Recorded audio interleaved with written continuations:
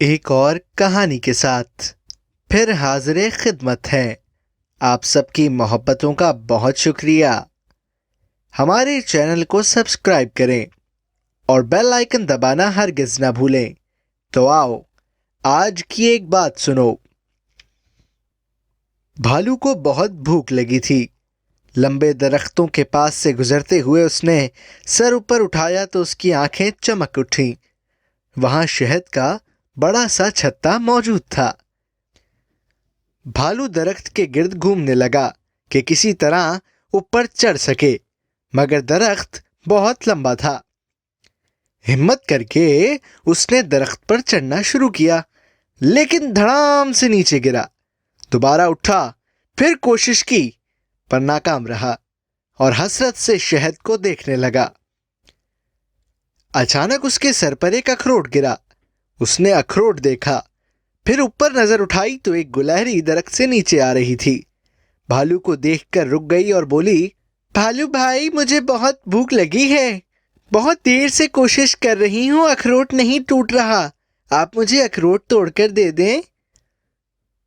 بھالو چڑ کر بولا، مجھے بھی تو بھوک لگی ہے، اتنی دیر سے کوشش کر رہا ہوں، شہد تک نہیں پہنچ پا رہا ہوں۔ تم مجھے شہد لا دو، میں تمہیں اخروٹ توڑ کے دے دوں گا۔ گلہری بولی، بھالو بھائی، میں آپ کو کیسے شہد لا کر دوں؟ میرے چھوٹے چھوٹے ہاتھوں میں درخت سے نیچے لانے تک بہہ جائے گا۔ بھالو نے کہا، ہاں تم ٹھیک کہتی ہو، میری نہ صحیح تمہاری بھوک مٹ جائے۔ پھر اس نے اخروٹ توڑ کر دیا۔ گلہری جلدی جلدی اخروٹ کھانے لگی۔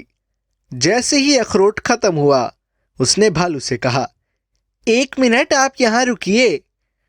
وہ تیزی سے اوپر گئی اور اخروٹ کے خالی کھول میں شہد بھر بھر کے لانے لگی۔ بھالو مزے سے شہد کھاتا رہا۔ جب خوب سیر ہو گیا تو اس نے گلہری کا شکریہ ادا کیا۔ گلہری نے کہا، اگر آپ میری مدد کرنے میں پہل نہ کرتے تو مجھے بھی آپ کی مدد کرنے کا خیال نہ آتا۔ تو پیارے بچوں، اس کہانی سے ہمیں یہ سبق ملتا ہے کہ اگر آپ کسی کے لیے آسانی پیدا کریں گے تو آپ کے حق میں بھی آسانی پیدا کر دی جائے گی، اور اگر آپ کسی کی مدد کرنے میں پہل کریں گے تو کوئی آپ کی بھی جلد مدد کرنے کا ارادہ کر لے گا۔ ملتے ہیں ایک اور نئی دلچسپ کہانی کے ساتھ، تب تک کے لیے خدا حافظ۔